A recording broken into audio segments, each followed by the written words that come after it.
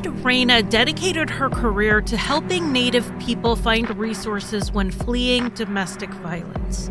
Her passion came from her own experiences as she tried to leave her own abusive relationship. But it was when she took steps to protect herself that she was the most at risk. I'm Charlie, and welcome to Crime Lines.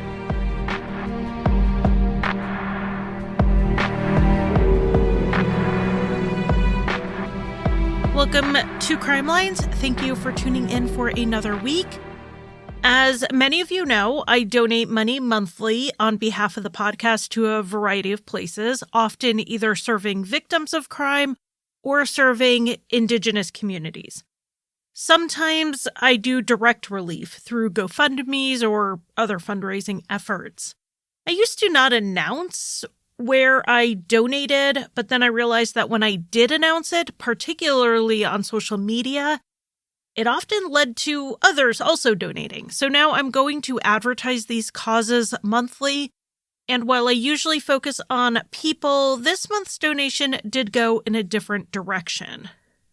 The dog rescue where I adopted my miniature schnauzer, Gustavo, is called Reno Ranch. And they recently responded to an extreme animal hoarding / out-of-control puppy mill situation. There were anywhere from 50 to 70 dogs on this single property, all various ages and health conditions.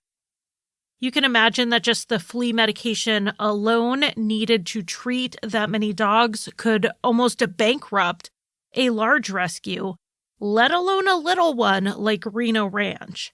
So I sent this month's donation to Reno Ranch, and I will leave a link to ways you can help them in the show notes, which includes where to send monetary donations, along with things like their Amazon wish list, and also a link to their vet.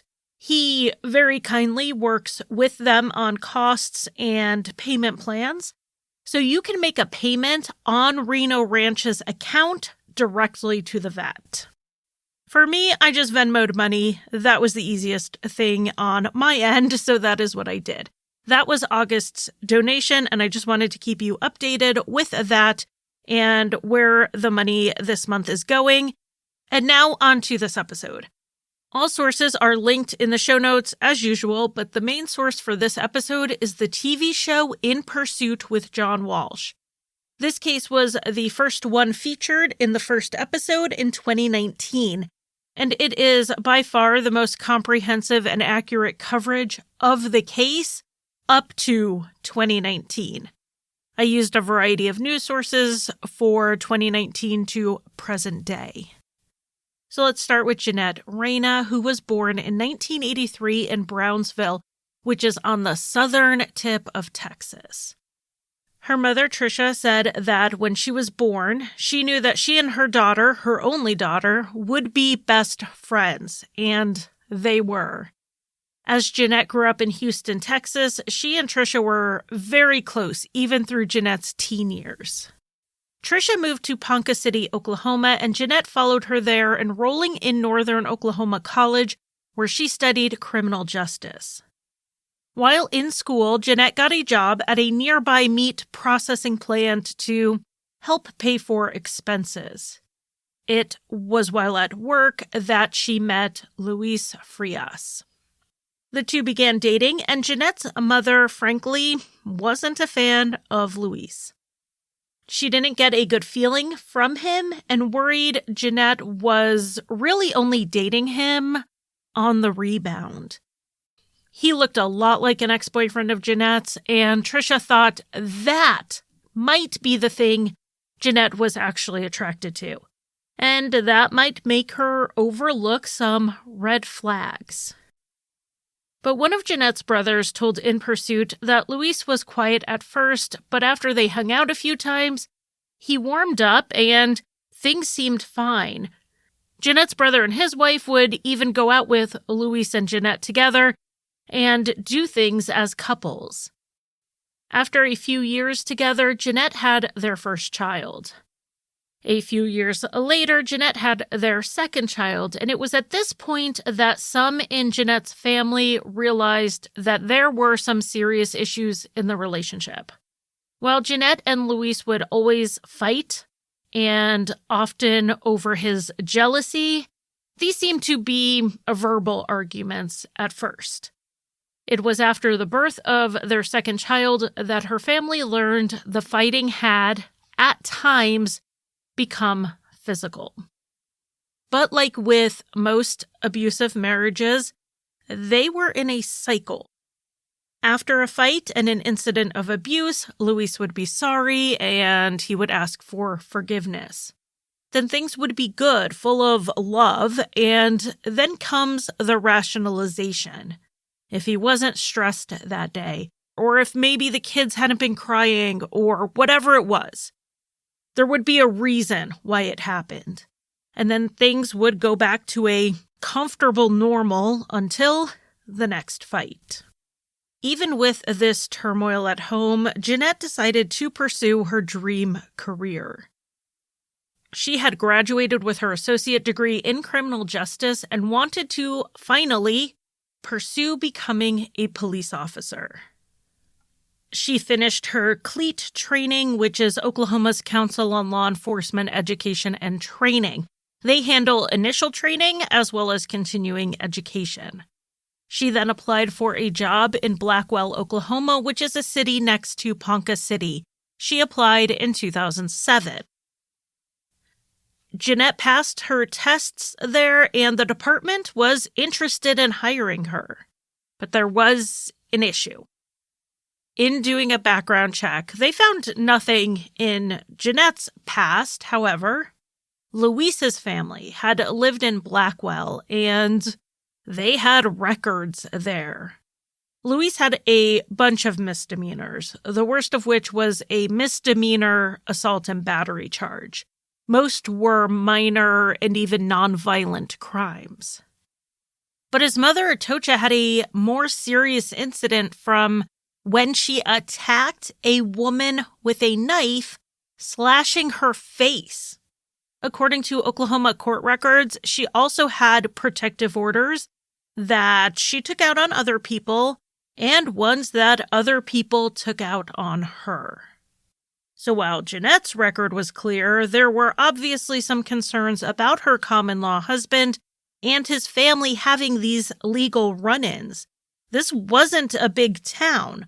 Blackwell had only about 6,000 to 7,000 residents at the time.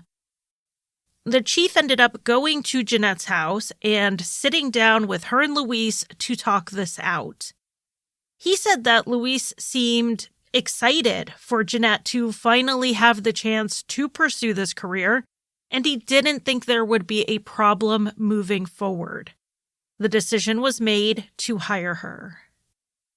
Janett's first arrest as a police officer was in November 2007. However, less than a year later, she resigned. As supportive as Luis seemed to be at first, his jealousy kicked into overdrive as Janett went to work day in and day out with other men. He started complaining she wasn't home enough and she wasn't taking good care of their children. But he didn't just make these statements to her in the middle of arguments. Luis made these statements to the chief of police. Eventually, Janett decided it just was not working out, and she turned in her badge. After she left her job, things at home did not get any better. Luis didn't need reasons to get angry and turn abusive. He just needed excuses, and he managed to keep finding them. There were a few calls to the police from Janett after Luis would put his hands on her. In 2009 and 2010, he was charged with domestic violence, and based on the ages of their children, Janett would have been pregnant with their third child at this point. Looking at the court filings for 2009 and 2010, I see things like child support and establishing paternity, so it looks like they were separated for much of this time. In May of 2011, Luis was arrested for violating the restraining order. But at some point, they did reconcile, though it's not clear how long they were apart. According to what her brother told In Pursuit, Janett knew how hard it was to not have a father around, and she didn't want that for her children. That made her vulnerable to any and all promises Luis made that they could be happy together again. After they had gotten back together, in 2012, Janett found a new job that was adjacent to law enforcement. She worked in victim services for the Ponca Reservation as the director of their domestic violence program. Because Janett worked for the tribe, it is often reported that she was an enrolled member. Her case that we're talking about in this episode is even cited in a Supreme Court ruling about law enforcement in what used to be the Indian Territory prior to Oklahoma's statehood. But her sister-in-law cleared this up with In Pursuit, saying that the Ponca people had taken Janett in as one of their own, not that she was an enrolled member. She was of Mexican descent, and after moving to Ponca City, she had made a lot of friendships and ties to the community there. Janett's connections were to the Ponca in Oklahoma, but there are actually two federally recognized Ponca tribes, one in Nebraska and one in Oklahoma. Neither started out there. The Ponca were originally from east of the Mississippi River between the Ohio River and the Great Lakes. They started moving west prior to European colonization and settled in present-day South Dakota and Nebraska. The Ponca were then impacted significantly by European diseases like the flu and smallpox, and their numbers declined rapidly in the 1700s. The Lakota then pushed into their lands as the Ponca didn't have the numbers to resist. Through treaties, the Ponca were allotted land for a reservation, which was then taken back from them in 1868 with the Fort Laramie Treaty. This is the treaty that set up the Great Sioux Reservation, which I think we talked about before in a different episode. And this Great Sioux Reservation included the land set aside for the Ponca. So the Ponca were then forced to the Indian Territory in 1877, and that is how they ended up in what is now known as Oklahoma.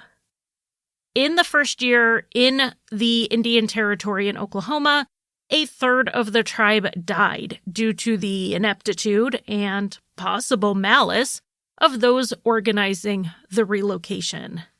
They arrived too late to plant crops and were stuck in an area with malaria. Malaria is not really something we deal with much in the U.S. anymore, but it was once endemic here. But in spite of all of this, and in spite of all of the attempts to get the Ponca to give up their traditional ways, they didn't. They have hosted a major powwow annually starting in 1876 and continuing to the present day. Like I said, there are two federally recognized Ponca tribes, one in Nebraska and one in Oklahoma. The headquarters in Oklahoma are located near Ponca City, which is near Blackwell, where Janett Reyna had been a police officer. When she took this job with the Ponca Victim Services, she worked almost exclusively with women, unlike her job as a police officer. She helped people facing domestic violence find resources like housing, medical care, financial resources like food stamps, therapy, and so on. According to the National Institute of Justice, American Indian and Alaska Native female victims are more likely to need services when leaving an abusive situation, but they are less likely to have access to those services. The most common resources needed and not met are medical and legal. And that's really not a surprise because there are disparities in access to those services across the board within Indigenous communities, not just for victims of abuse. But the Ponca have worked very hard to close that gap with the services they provide.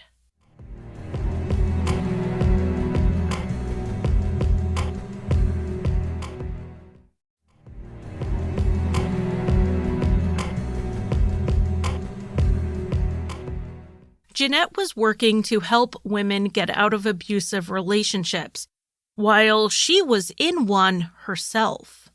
Those who knew her believe that this was one way she coped. It gave her relief, it gave her hope to help others, even before she was able to help herself. Janett was known in the office for being very professional and incredibly empathetic to those who were reaching out. And at first, her coworkers did not suspect what was happening in her own home. What they saw was the smiling family photos in her office, and they saw the flowers sent to her from her loving husband. But those flowers were being misinterpreted. They weren't the thoughtful touch they seemed to be.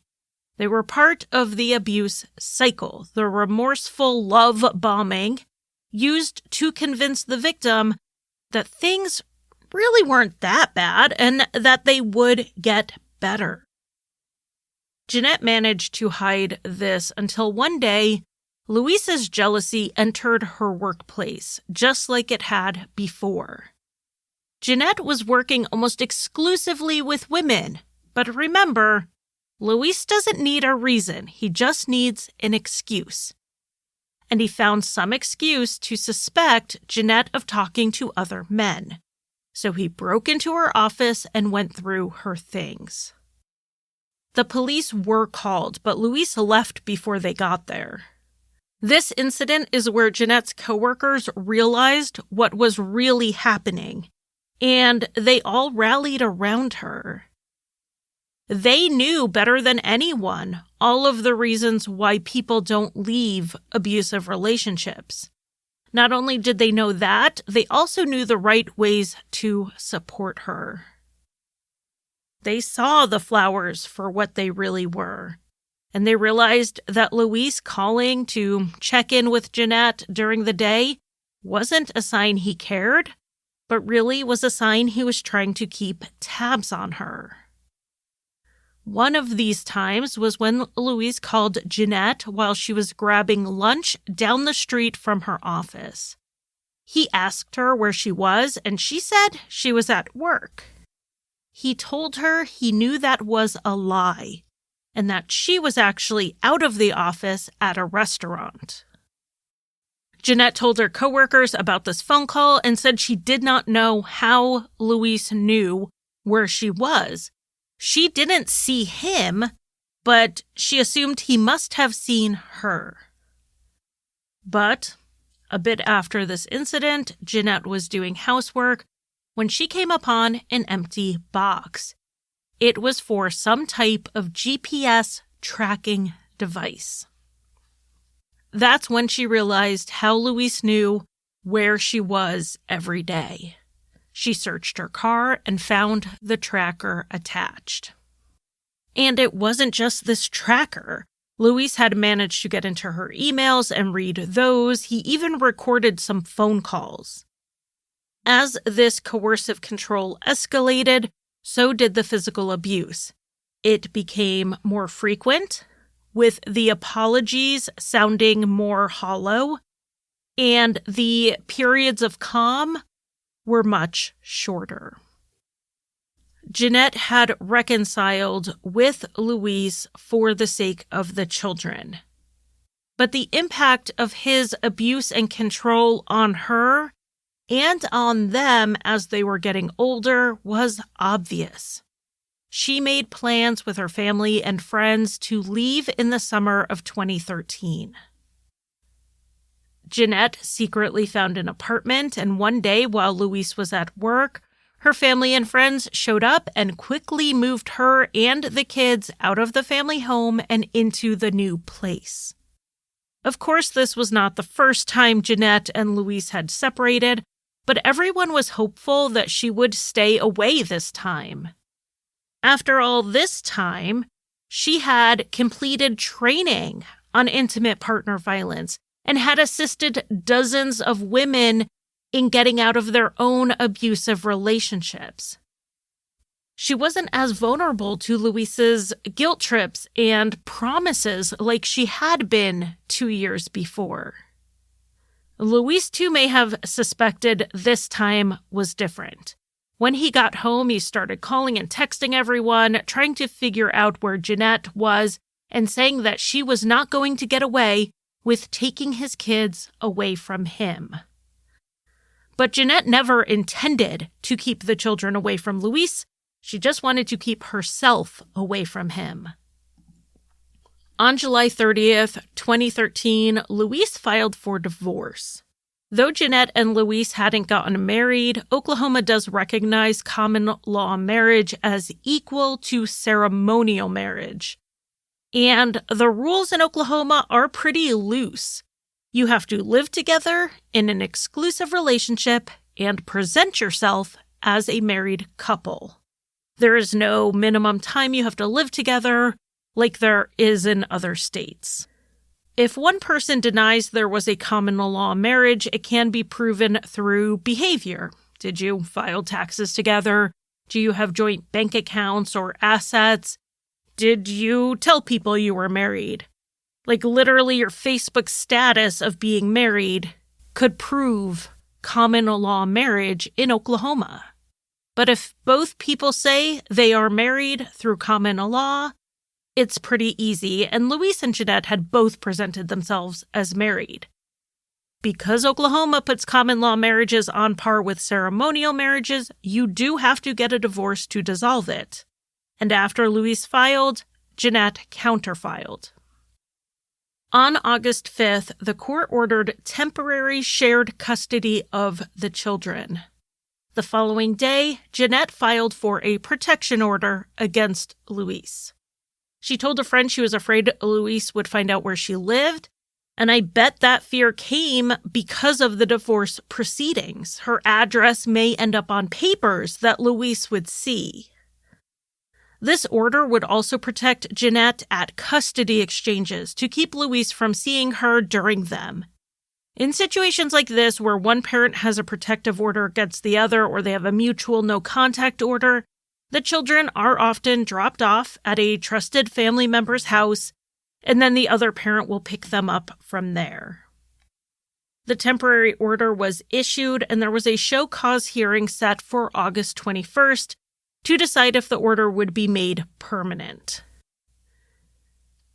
But before Luis could even be served with the temporary order, 2 days later, Janett's mother-in-law, Atocha, called Janett and asked if she could see the kids. She wanted to have some time with them, and Janett was trying to support the children's connection to Luis and his family, so she said yes. Janett drove them over there and had her friend and coworker Monique go with her. Janett parked down the street a bit, and then they all walked up to the apartment building. Monique waited out front while Janett took the kids up to Atocha's second-floor apartment. She saw Janett kiss the kids goodbye, speak with Atocha in Spanish, and then Janett screamed as she was yanked into the apartment. She cried out for Monique to call for help. Monique had left her cell phone in Janett's car, so she had to run down the street to get to her phone. And as she ran back to the apartment, she called 911. The 911 dispatcher asked where she was, but Monique was not familiar with this part of town. She had to run to the end of the street to get the cross streets from the sign, and she said she could still hear Janett screaming. And then the screaming stopped. Meanwhile, dispatch had another emergency call come in. This call was from Atocha's phone. The person on the other end didn't say anything at first, and it would turn out that this was Janett's 7-year-old calling for help. But Atocha snatched the phone away and started yelling about the woman, screamed that she needed help, and then the phone disconnected.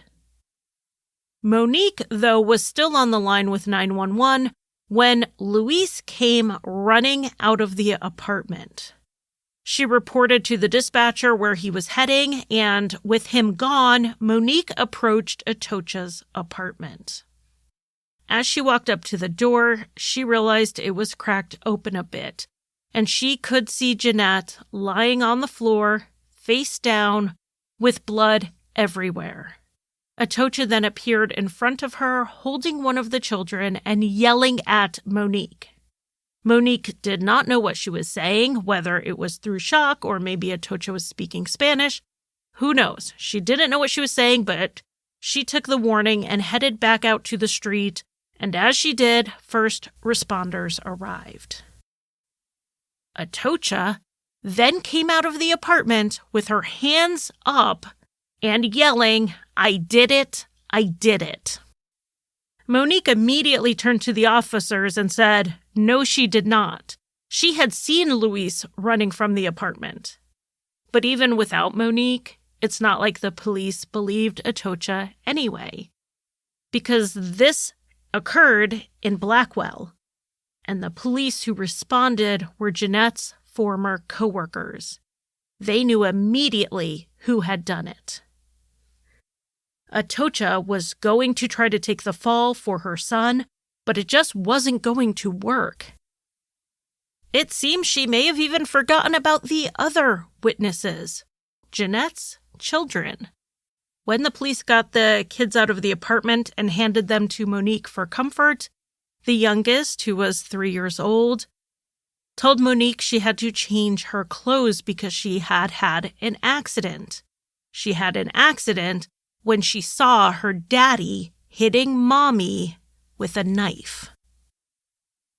Luis had murdered Janett by stabbing her 41 times in front of their 3 young children, and then he ran away, leaving them in the apartment with her body. At this point, the police fanned out through that neighborhood to see if Luis was hiding out somewhere nearby, maybe in someone's shed, maybe in someone's house. They also used the emergency notification system to text residents that a dangerous man was out on foot.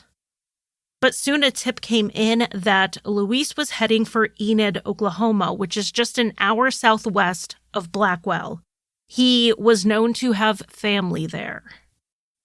But by the time the tip came in and the police got to Enid, Luis was gone again. His aunt had left with him, heading north to Wichita, Kansas. And when the police got there, Luis was again one step ahead of them. He was on a bus headed to Juarez, Mexico. The U.S. Marshals met the bus in Juarez, but Luis wasn't on it, even though he was on the bus log as going to Juarez. The bus driver even confirmed Luis had been on the bus at some point, but it was possible that he got off the bus during a scheduled stop and just didn't get back on. Juarez was the first stop in Mexico, so if he got off early, he would have still been in Texas. And that would make sense that Luis wouldn't have wanted to cross the border on the bus where documents would be checked, just in case there was an alert out for him. But that didn't mean to police that he stayed in Texas. It just meant that if Luis crossed the border, he did so under the radar. Luis was officially named a fugitive, but there were 2 arrests made for those who helped him. Nisha Niemeyer, a friend and coworker of Luis, was arrested as an accessory after the fact for getting Luis out of town. She's the person who drove him to Enid. Atocha was arrested as an accessory for lying to the police about what happened. In the meantime, the funeral for 29-year-old Janett Reyna was held by the Ponca tribe. They wanted to honor her for her work and her dedication to helping Native women. While Luis was still on the run in July 2014, Atocha went to trial.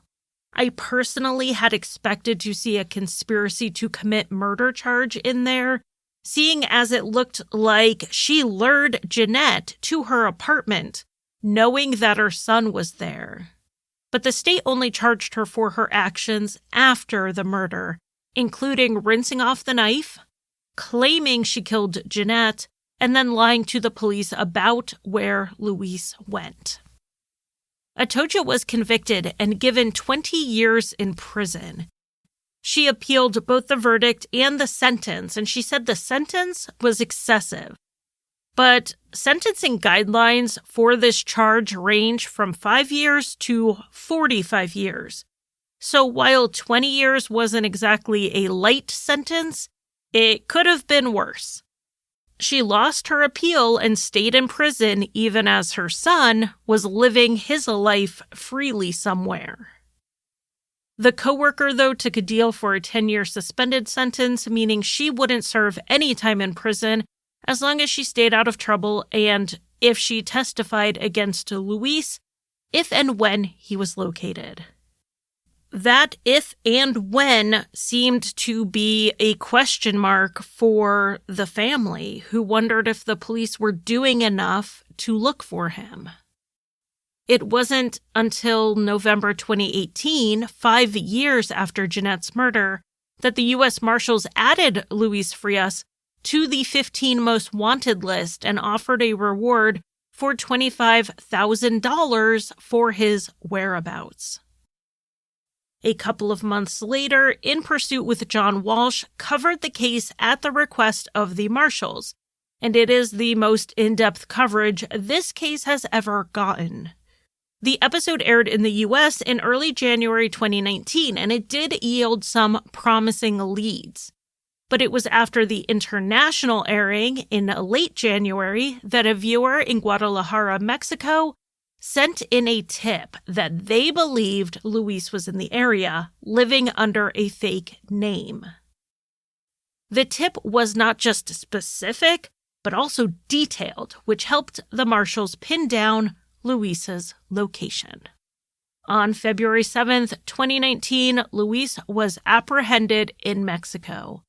The agents cuffed him with Janett's handcuffs from her time in Blackwell.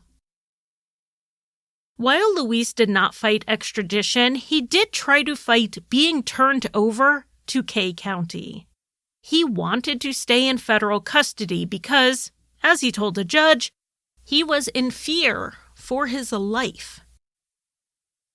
Everyone in Kay County knew and had worked with Janett, and he was worried an officer or a guard would try to get revenge. The judge, however, denied his request. From this point on, the case was quickly resolved. About 6 weeks after his arrest, Luis pleaded guilty to first-degree murder, and he pleaded no contest to conspiracy to commit murder. Since he was going to get a life without parole sentence or the death penalty on that murder charge, you might wonder why it matters that he pleaded no contest rather than guilty on the conspiracy charge. And that answer lies with his mother, Atocha. The theory behind the conspiracy charge was that Atocha had lured Janett to the apartment for Luis to then murder. If he pleaded guilty, he would be admitting that his mother had conspired with him, and it sounds like he was not willing to do that. By pleading no contest, he was saying that the state had enough evidence to convict him, but he wasn't going to concede guilt, and he also was not going to concede that his mother knew what was going to happen that day. The judge accepted both of these pleas. Luis was then expected to testify at this hearing about what happened. According to him, he was only there to talk to Janett about their relationship. He wasn't planning on things turning violent. He said she came inside and he closed the door. And then he apparently got so enraged that he grabbed a knife from the kitchen and began stabbing Janett. He said Atocha actually tried to stop him, grabbing and pulling at him so hard that she tore his shirt. He knew he stabbed Janett a lot, but he didn't know how many times. Luis said he then ran from the scene through the woods until he got to his friend and left town. Luis cried as he told his story, and he apologized for killing Janett, saying he would trade places with her if he could.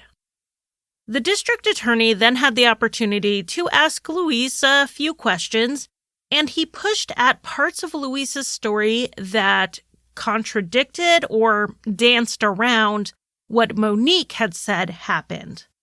Like how Luis said he closed the door when Janett stepped inside. He wasn't clear that he closed the door because he was actually hiding behind it. But through questioning, Luis admitted he was, in fact, hiding behind the door. Luis also had said that Janett stepped into the apartment, whereas Monique said she was pulled inside. When asked about this, Luis said he couldn't remember.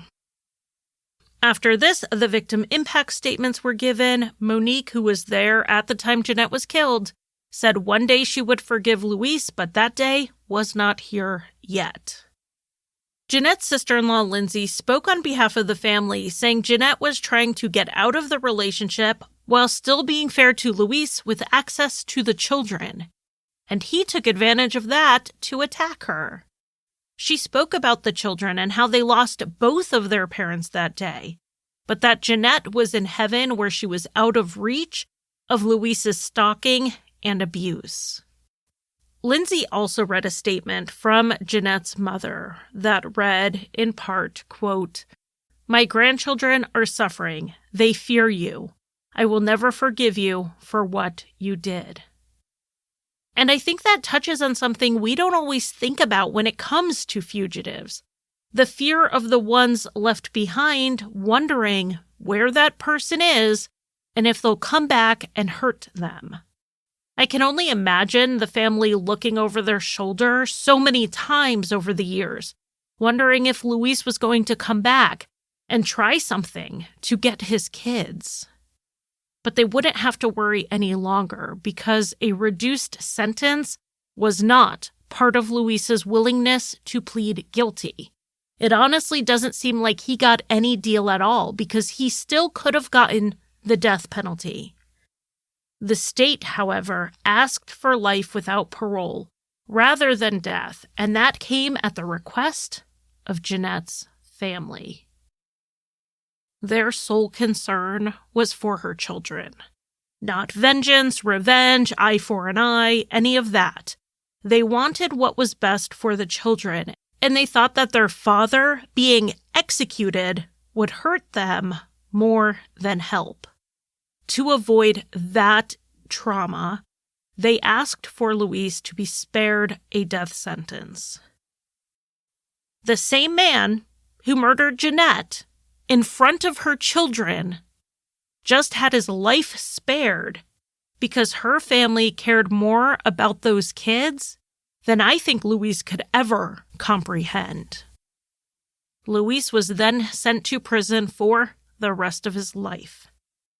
Due to his guilty plea, his options to appeal are limited, and I could not find anything indicating he has filed. Less than a year after Luis was sent to prison, his mother, Atocha, was paroled early. Having served just around 6 years of her 20-year sentence, 3 things were cited as contributing to her early release. 1 was prison overcrowding. Another was her good behavior, and the third was her active participation in a substance abuse program. As for Ponca Tribal Victim Services, they continue serving the people of the community, not just reacting to crises, but also working on violence prevention through education. Paraphrasing from what Monique had said in her victim impact statement, they would continue the work they had done with Janett to keep women safe from men like Luis.